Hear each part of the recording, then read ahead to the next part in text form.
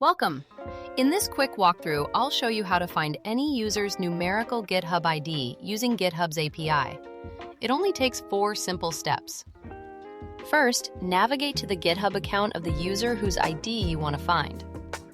Once you're on their profile, you'll need to access GitHub's API to retrieve their numerical ID. In your browser's address bar at the top, add the API endpoint for that user. Perfect! You can see the numerical ID displayed in the response. In this example, the ID for the PMC 2024 user is 174875606. And that's the process.